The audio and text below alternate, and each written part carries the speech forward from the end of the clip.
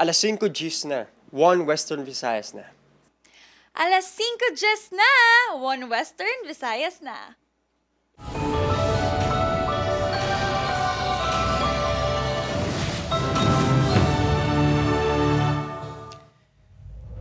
Mga balita nga atong tutukan subong nga Miyerkules, nakuhaan sang video nga pagginutok sa mga pasahero sa isa ka modernized PUJ sa Iloilo City ginaimbestigaran na. Pasahero kag konduktor nagsabdanay bangod sa pagginutok sa modernized PUJ sa Iloilo City. Ano na mo man? Bakod mo ni mo ba? Lalaki nga nagbaligya sang ginaligar kinawatan nga helmet nakastiguhan sa Mandurria. Duha ka lalaki nga kasi Mario sang 3 ka magutod nga ginlampusan sang bato sa Silay City ginatudlo persons of interest. Soldado gintiro patay sang upod sa sulod sang Camp Peralta sa Hamindan, Capiz. Suspect arestado. Kag ika-40 nga anibersaryo sang kamatayon ni Anay Antique Governor Evilio Javier ginakomemorar subong nga adlaw.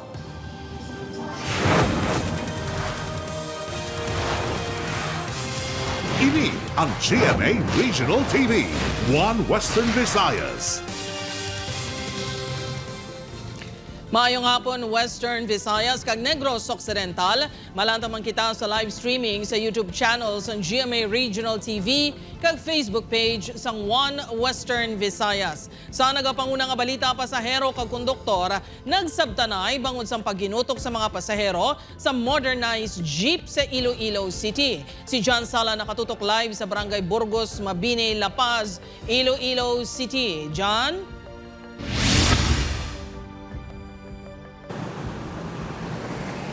Jerd, basta gani modernized transportation, ginalauman ta nga mas masulhay kag mas komportable ang pagbiyahe. Apang kung nagaginutok na ang mga pasahero, komportable pa bala ini? Ini ang rason sa pagpaisay sang isa ka pasahero kag konduktor.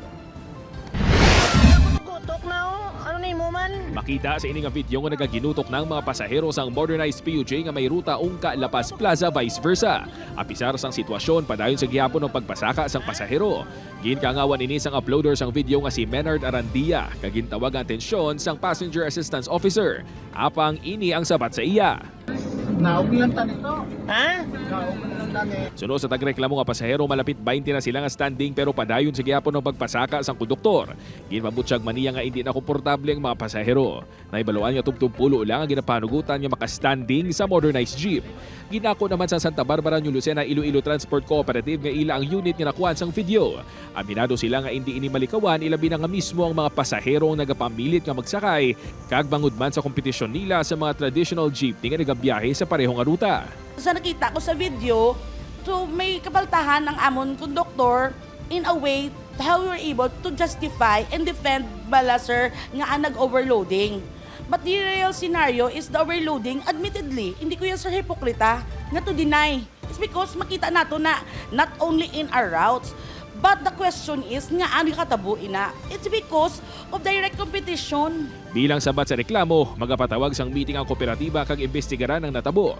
Igapatawag Manila ang ginreklamo nga konduktor. Wala kami tolerate sa amon nga empleyado. If there is negligence with the part of our employee, the office is willing gid ya mag sang dagdag sang nakararapat nga sanction. Napalabot na sa Land Transportation Office kag LTFRB ang insidente. Apang wala pa sila sang sabat sa issue. Hindi ata na abla gutok-gutok na Ano na mo man? Jerd, suno sa nasambit nga transport cooperative, handa man sila nga magpaathag in kaso nga ipatawag sang LTFRB kag LTO angot sa insidente. Jerd? Madamo gen nga salamat sa detalye, Kapuso John Sala.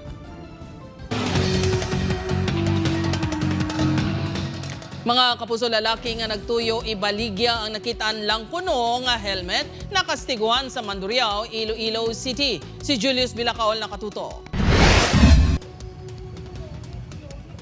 Makita sa video ang isa ka lalaki nga ginapulihan sang 4 ka kalalakinan. Magluwas nga ini ang ginapugos. May nagasumbag pa kag nagasipa sa iya. Ang insidente ang natabo sa Dalan Q. Abeto sa Mandurriao, Iloilo City kahapon. Ang ginapulihan nga lalaki ang ginkilala kay alias Ron, 28 anyos, kag tumandog sang probinsya sang Capiz. Base sa investigasyon sa kapulisan, nagtuyo si Ron nga magbaligya sang helmet nga iya kuno nakitaan sa parking area sang isa ka mall sa Mandurriao. Kay Baligya ya. Ang problema kay ang gintanyagan niya grupo sa mga riders, no?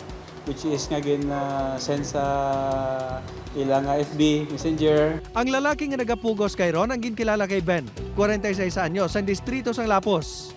Isa ini ka delivery rider, kag siya ang tag-iya sang helmet. Nadula kuno ini sang Lunes sa parking lot man sang mall. Iya gin set up nga ini ang baklon. Halin sa 1,200 pesos, iya ini naayo sa 800 pesos. Sang nagatubangay na sila ni Ron, dire na niya gin plaster nga iya ang helmet. Apang nagtuyo pa kuno ini nga malagyo. Ang iban nga lalaki sa video, nagbulig lang kuno kay Ben. Mga bystander dito sa area. Nag-intraman, no? Balanta naman na siguro, no? Kung isa may mambaga din nga kawatan na, ay iba na matusmog na. Bangod sa insidente, nagangkon sang bukol sa guya kag mga gas-gas sa tiil kag kamot si Ron. Gin-refer sa Police Station 5 sa Police Station 10 ang insidente. Dito natukiban nga hindi man gali sila magliwan. Parentiana sila sa mother side, kag taga-Kapis. Sa pihak sa natabo, nagdesisyon na magtimbang nga bahin nga hindi na magpasaka sa panumbungon. Gin-refer man sila sa Barangay Q Abeto para mangin opisyal ang pag-areglohanay. Upod kay Cirilo Rendoque, Julius Bilacaol. 1. Western Visayas. Para sa dugang ang mga balita sa Negros kag Panay, mangin kaupod ta si Adrian Prietos. Adrian? Yes, George, mga kapuso, madamo kanya salamat. Duha ka lalaki nga kasi Mario sa mag-utod nga ginpanglampusan sang bato ginakabig nga persons of interest. Yaring balita nga atong gintutugan. Masobra 300 metros salin sa Barangay Hall sang Ilopez ang balay sang pamilya Bornales. Gani hindi kunuliwan kay punong Barangay Arce ang mag-utod nga ginpanglampusan sang bato. Masakit para sa punong barangay ang nadangatan sang 9 anyos sa si Desiree nga napatay subong man ang sitwasyon sang 15 anyos sa si Jezebel kag 4 anyos sa si Charles sa ospital. Gani isa siya sa mga nagabulig sa kapulisan sa nagapadayon ng investigasyon. Ginkumpirmar sini sa news team nga mga persons of interest, residente mismo sang barangay. For daw wala pa natin sila record sa pero taga Barangay Lopez. Kilala ko ng ilang personal ti galing kay ti amuna wala pa confirmation no kung sila gid bala ang nagimo sang klase nga krimen. Mga legal age na ang isa daw mga 40 years old, ang isa guro daw basi almost mga 50 years old na.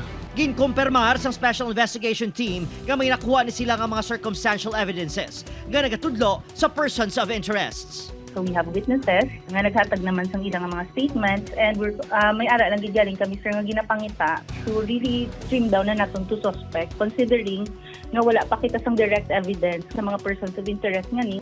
So now circumstantial evidence nga nakuha naton, pwede man na siya gyapon. Nagwa sa death certificate ni Desiree nga severe traumatic brain injury secondary to trauma ang iya ginkamatay. Ginpaidalong pa sa autopsy ang iya bangkay. Sa exclusive interview sa Iloy sa mga biktima nga isa ka OFW, ginapahayag sini nga ginakabig isa sa mga saksi si Charles apang hindi pa ini sa subong maistorya. Hindi pa sa kung kamangkuton mo sa amo na wala to na lang kung saan ko sa marili. Napangalit ito kasi siya sa bata ko tayo wala ko sa maatipan. Wala ko pag sa nakita kay hindi nga ang mga utod yan. Nagalao mga may sa mga biktima nga mapadasig ng investigasyon agud mahatagan sa hustisya ang natabo sa ila. Kumadakpan na sila kay para mabalaan na kung sino na sila. Priso na hasta mapatay, life sentence na lang ang gid. Kung mabalik ang mga penalty ng mga bita ito, matanim mo bitayon. Opod Kiril Casilio, Adrian Prietos, 1 Western Visayas. Soldado patay matapos nga gintiros ang kaupod nga soldado sa sulod sang Camp Peralta sa Mindan, Capiz. Suspect arestado, si John Sala nakatutok.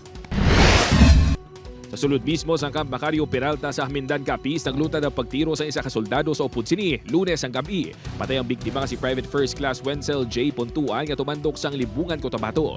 Intumon nga suspect si Private First Class Rosario Manahero nga taga Lambunaw, Iloilo. Suno sa kapulisan upod nga nag-inom-inom ang duwa antes ang krimen. Nandoon na inilakat ang suspect kadto sa iyang barak. Tapos nakita sa nga hindi na maayong iyang panglakaton kay pangusa ka ulunggon. Nag-decide siya nga pason ini nagupdan para madulong ini sa iyang barak kag makapahuway na. Then ito na sa suspect sa sulod sa iyang barak, pila lang nakabati sa asod-asod nga lupok sa armas lutang ang iba nila nga mga kaupdanan. Gindeklarar nga dead on arrival sa ospital ang biktima nakaagom sang patal nga pila sa ulo, tugas ang 5.56 mm caliber revolver.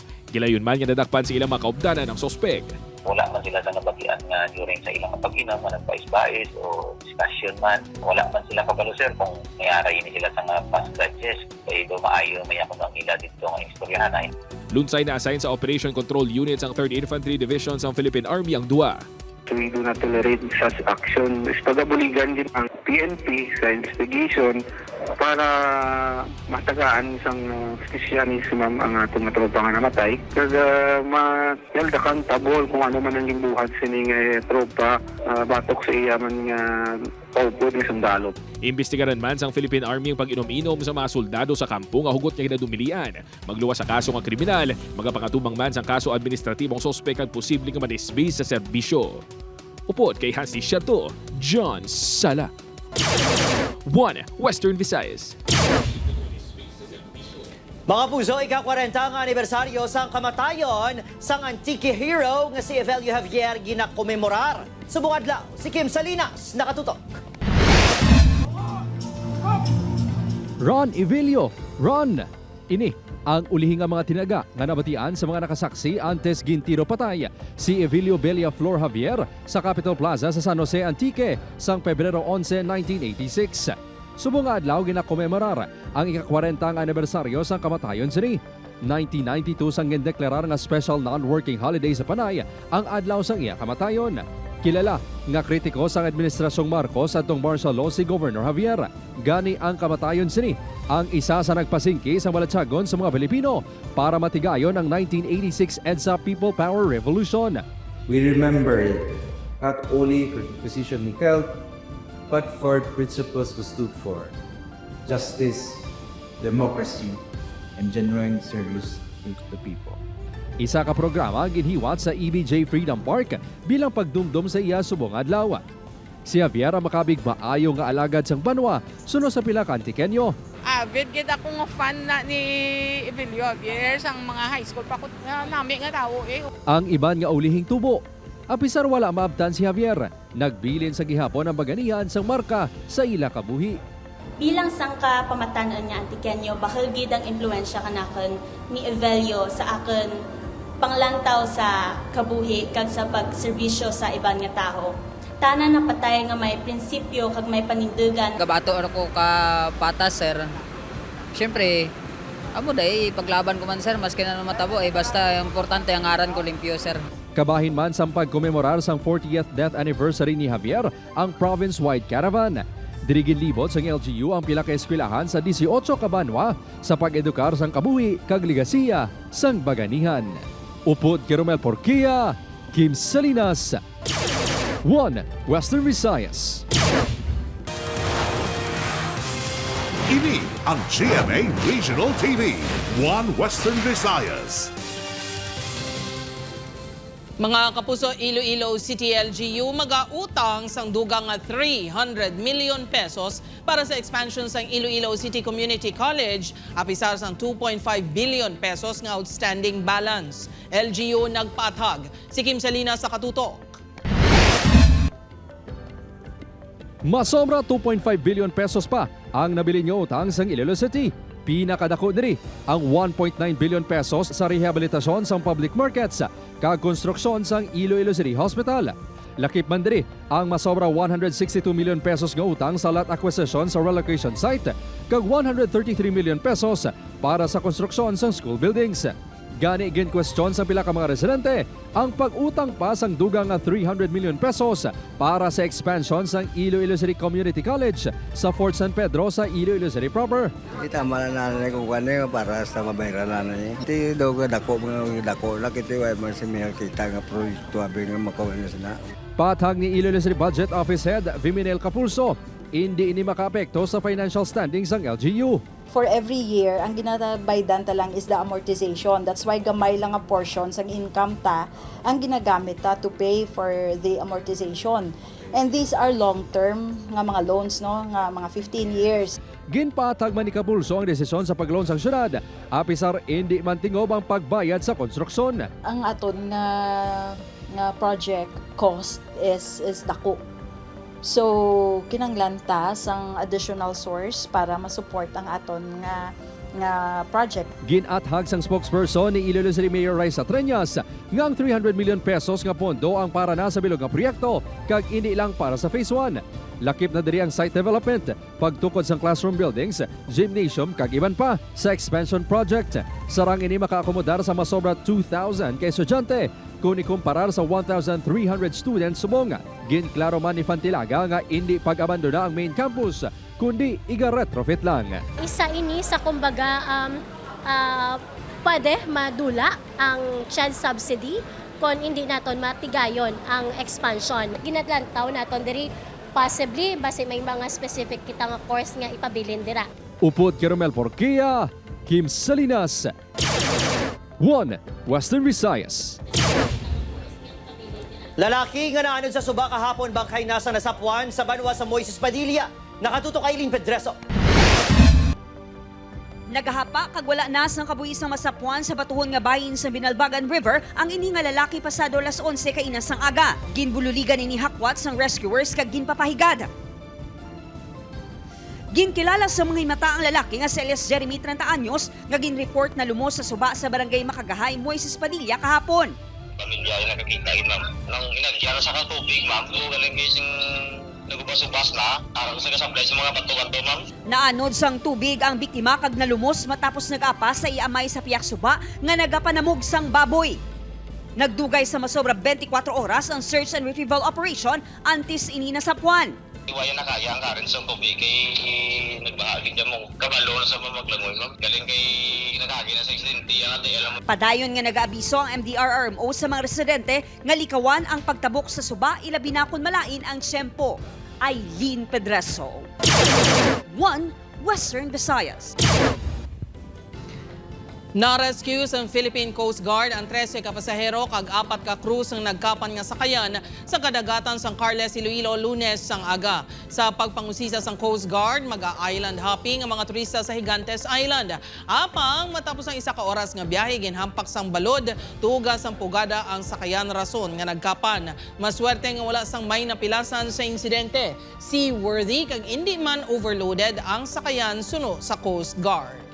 Ginampak sa balon ang sakayan and amon sa sirang rason nga naluspot siya kag nagamatamag sulod ang tubig.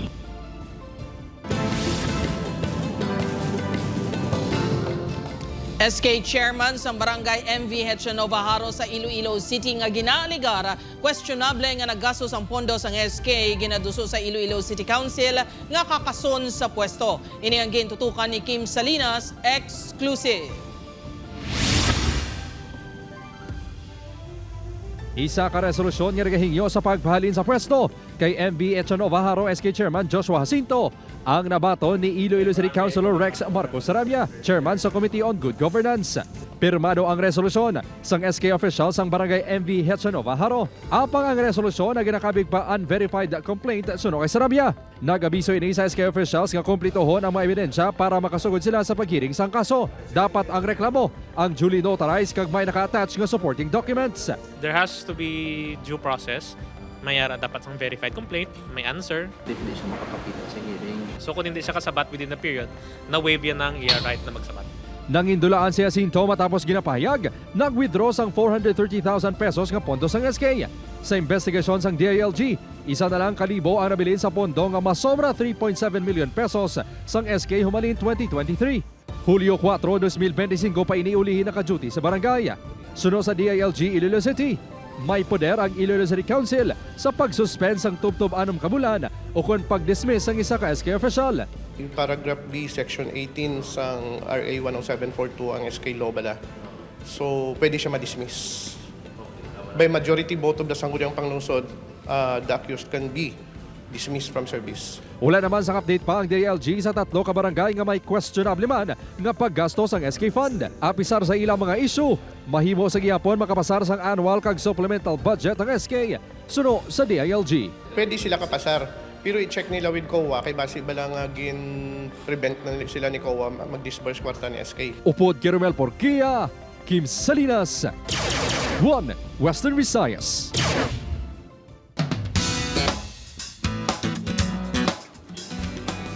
Tapos na ni Garganya, karakter ni Tom Rodriguez, ang kabuy ni Tera, karakter naman ni Bianca Umali matapos makuha ang brilyante sang lupa.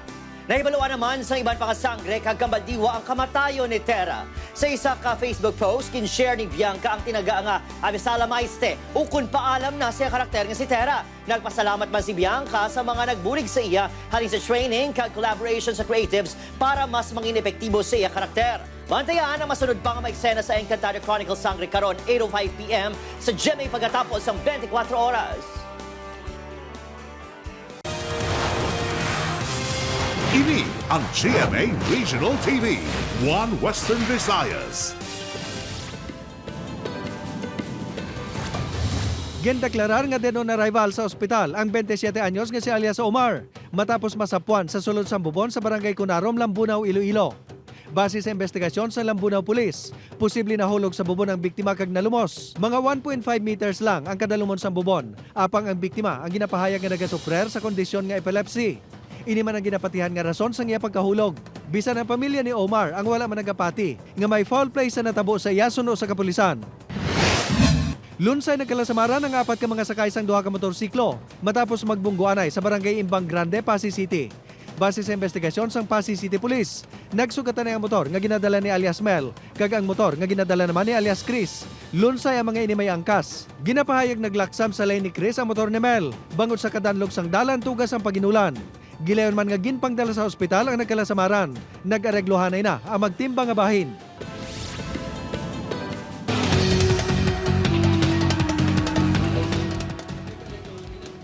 O maga-celebrar sang Valentine's Day sa sulod sang presohan ang mag-live-in partner nga sanday alias Poppy, 43 anyos, kag alias Mar, 39 anyos. Ini matapos sa dakpan sa drug by bus operation sa Barangay 21, Victoria City. Sunod sa kapulisan, lakip sa listahan sang high-value individual sa regional level ang subject nga si alias Poppy. Masobra 700,000 pesos nga balor sa suspected siya buong na-recover sa amo na operasyon. As far as I remember, since 2023, pinasundan na natin nga suspect. Alain siya ng kapalubala mag-anak, kaya panatugin sa mayo-ayo, nagpublikaw. Kapulisan sa Western Visayas nakakumpiskar sa masobra 60 million pesos nga balor sa illegal nga droga sa nahauna nga bulan sang tuig 2026. Si Julius Bilacaol nakatutok. Kadungan sa paghatag sang pasidungog sa mga outstanding police office, personnel kag partners sa PNP Day celebration sa Campo Delgado. Ginpabugal sa Police Regional Office 6 ang dako nga bulto sang illegal nga droga nga nakumpiskar sini sa nahauna nga bulan sang tuig 2026. Kadungan sini ang pagkadakupman sa 137 tanan ka drug personalities. The seizure of almost 9 kilos of suspected shabu worth 60.6 million. 92.4 grams of kush marijuana and dried marijuana amounting to 72,000. Samtang gidepensahan naman sa PRO6 ang pagpang-relief sa 46 tanan ka mga hepes ang kapulisan sa rehiyon nga nag-take effect na sa Enero 30. Magluwas sa mga overstaying opisyal. Aminado si General Ligan nga kaangot man sa performance sa pila ka chiefs of police ang ilang pagka-relief. For example, hindi compensated yung isang lugar na merong krimen and yet wala rin silang accomplishment. Sa mga ginpang-relief, 13 ang nagikan sa Iloilo, 11 sa Antique, 10 sa Capiz, 6 sa Aklan, 5 sa Iloilo City, kag 1 sa Guimaras. May nagahulat man kuno nga retraining sa mga ginpang-relief sa sulod sang 2 ka semana, tubtobi sa kabulan. Hindi lang basta pagsusolve ng krimen. Hindi lang basta coordinate sa local government. Spectrum, a very wide spectrum ng isang commander. Upod kay Romel Porquia, Julius Bilacaol. 1. Western Visayas.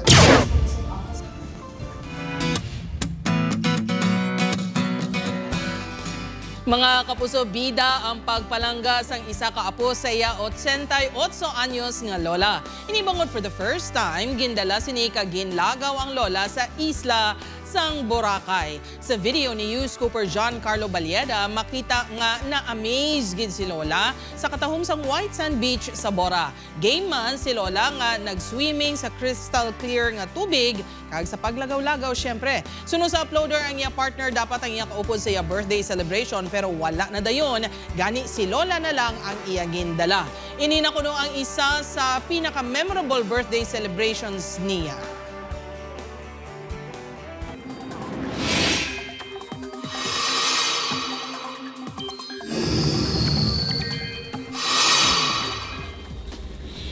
Mga puso, wala pasang nasiplatan nga bago nga malaing nga tiyempo nga mag-apekto sa pungsod apang padayon nga ulanon ang pila ka lugar.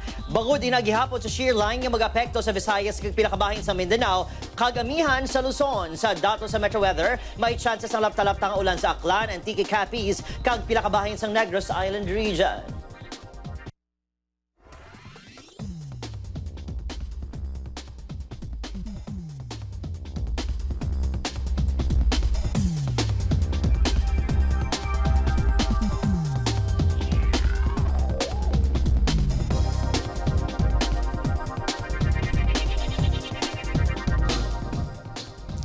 Mga kapuso, nakabaton sang 5 tubto 20 mil pesos nga bulig pinansyal ang 19 Canegrense Overseas Filipino Workers nga kabahin sang Livelihood Intervention Program sa National Government. Sunod sa OWA 6, kalabanan sa mga ginpili nga benepisyaryo amo ang mga nagbalatian abroad kag naka-eksperyensya sa pagpangabuso sa ila amo. Lakip sa mga nakabaton ang 50 anyos nga si Roginen Hokson nga sadto nagtrabaho sa Middle East apang nagpauli bangod sa balatian sa kidney. Bali na kumako dito sa Gua, sa Dubai.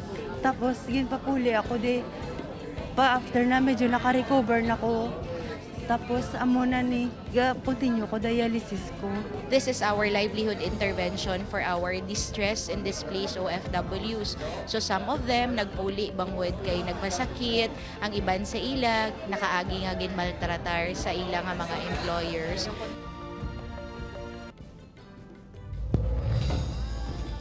Mga kapuso, ako si Gertrude Charlatan, ini ang One Western Visayas, bugos nga puwersa para sa mas dako nga misyon kag mas masangkad nga pagserbisyo sa pungsod.